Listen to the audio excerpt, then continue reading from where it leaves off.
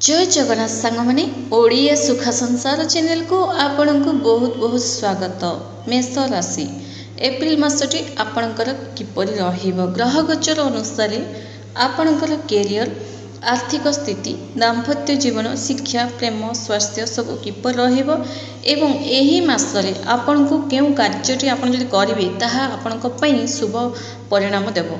देखो मेष राशि बोले आपण राशि आराध्यपति होचने मंगल ग्रह गोचर सर्वप्रथम जानिबा लग्न रही बुध एवं गुरु षष्ठ घरे केतु 12तम घरे राहु सूर्य शुक्र 11तम घरे शनि मंगल एक साथी। देखो 14 तारिख सूर्यदेव राशि परिवर्तन करेंगे एवं मेष राशि को गोचर करेंगे। सर्वप्रथम जानिबा आपणकर कैरियर विषय आपणकर भाग्याधिपति होउचंती गुरुदेव एवं कैरियर होउचंती शनिदेव। आपणक भाग्य भल रही गुरु लग्न रही जोगु आपणकर सबु कार्य आपण सफल हेबे एवं गुरुंकर दृष्टि नवम घरे मध्य पड़ुछि जो द्वारा आपणक भाग्य आहुरी मजबूत होछि। आपणकर कैरियर बनिबो शुभ कार्य जदि आरंभ करबा को चाहउचंती तो आपणक पई भल गोटे मंगलमय रे आपणक दिनटा कटिबो आपणकर सबु कार्य सिद्धि होबो एवं ता द्वारा आपण टिके एही जो मास अछि एप्रिल मास टिके कठिन परिश्रम करबा को लागिबे एवं जो आमे स्मार्ट वर्क जो कहिताउ ताहा मध्य आपणक भितर देखा जीवो। जदि आप ऑफिस क्षेत्र में अच्छा आपण काम कार्य भल चलो गोटे ऑफिस भल ना रखिए सहकर्मी मान आपण रिश्ता भल रसतु बर्तमान आम जाना आपण स्वास्थ्य विषय स्वास्थ्य आपंकर भल रही।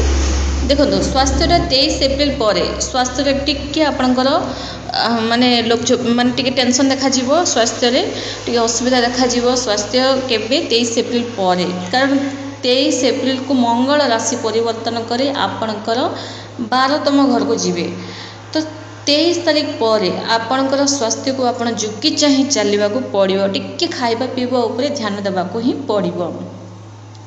आसतु विद्यार्थी मान विषय जानिबा पंचमेश्वर होचुनी आपणकर सूर्य 14 एप्रिल जाए आपणकर भल नाही कारण राहु सूर्य एक साथ रहिबा विद्यार्थी मान कथा ध्यान से शुणु 14 एप्रिल जाए आपणकर किसी भल नहीं विद्या को नहीं जहाँ भी डिसीजन अच्छी 14 एप्रिल पर नेबा आपणक पई शुभ अटे किंतु राहु सूर्य 12तम घरे वर्तमान रही राहु सूर्य एक साथ रहिबा द्वारा कौन होता है गोटे ग्रहण दोष संगे सम्मान होता है। तेणु यही समय विद्यार्थी मैंने आपणकर विद्या कौन प्रकार बड़ डिसीजन नहीं जातु ना किंतु तथापि आपन को विद्या कौटी ना कौटी सन्देह देखा आपण को विद्या प्रति मन लगे किंतु फोकस तो आपन को निहाती करने को पड़ो। सूर्य जब 14 एप्रिल पर आपणकर लग्न राशि विराजमान हेबे तापर आपणक पई बहुत बढ़िया रही जो मैंने गवर्नमेंट रिलेटेड जदि काम करने को चाहूँगी कि कौन काम अटक जाइए से सब पूरण होगा लगे जदि आप गवर्नमेंट जॉब पे जदि फॉर्म पकेबा चाहूँगी तो 14 एप्रिल पर आपण पकेबा आपणक निहाती जॉब मिले कारण वर्ष को थरे एपरि एक सुजोग आसी थाए फ्रेंड्स। तेणु यही सुजोग हाथ छड़ा करंतु नहीं। आसतु लव रिलेशन विषय जानिबा देखो लवटा पंचम घर विचार कर सूर्य राहु एक साथ रहिबा किछि भल नहीं। देखो छोट छोट कथार आर्गुमेंट देखा दे पारे नहले रिश्ता आपणकर खराब हो पारे मिसअंडरस्टैंडिंग देखा तेणु आपण निज लवमेट को कथा जदि मानि चलिए तांकु टिके बुझी चलिए तो आपण भल जदि लगुच छोट छोट कथा राग रुषा हो तो कथा कौन बुझा चेष्टा करूँ माने हठात रागी जातु ना एवं अन्य क्या कथा पड़ी सन्देह करूँ ना कारण गोटे ग्रहण दोष राहु सूर्य एक साथ रहा गोटे ग्रहण दोष ही लगी थाए।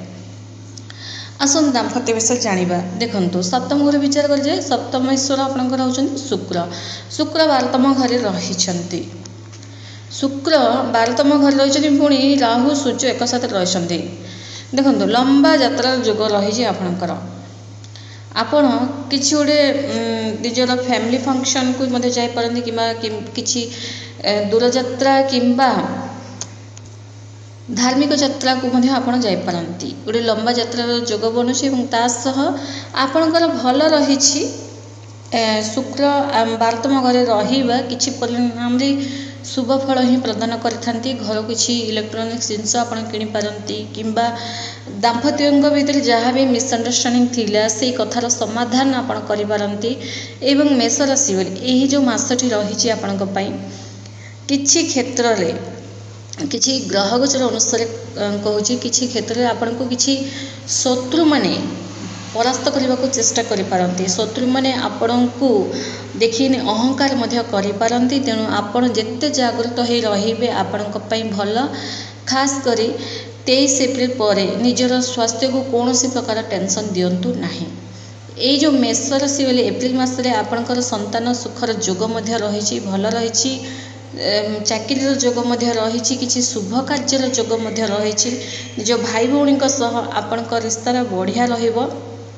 धन कमेबार नुआ नुआ बाट आपण पाइबे। ता सह आपण बिजनेसटा मध्य भलरे चलिबो।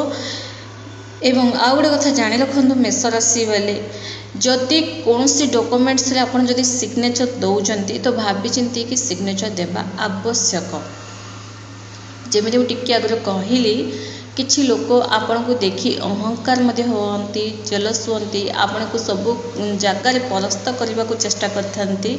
तेणु आपण किछि भी एमिति काम हड़बड़ैना कर दियंतु नाही, दस्खत दे दियंतु नाही। नचेत आपण माने निजे मते जानि भी परिबेनी कि आपण क्यों जगार फसी जाइछन्ती बोली माने बहुत बड़ा असुविधा रे आपण पड़ी पारंती।